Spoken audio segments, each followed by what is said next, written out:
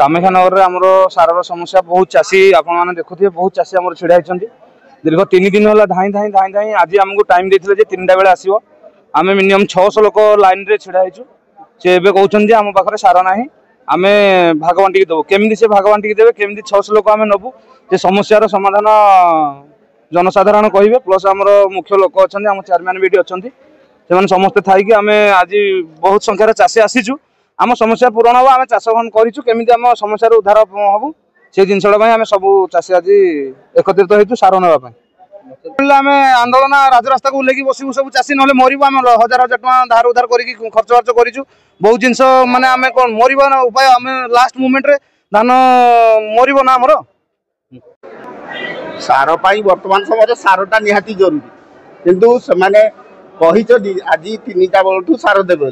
एपर्यंत देखु बर्तमान 220 ना 22 बस्ता अच्छी बर्तमान सुधा 500 रु अधिक लोक ठियाई धाड़ी में ठियाई अथच क्या एत बेला पर्यटन दिहे तेणु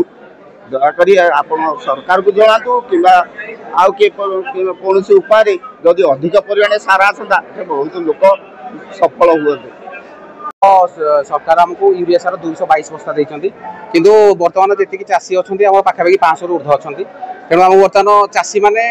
जो सार रखीचु जो बिक्री करूँ से जगटा को छाड़ूना बर्तमान आम तेणु क्या सार भी दे पारना भाई सबू चाषी मान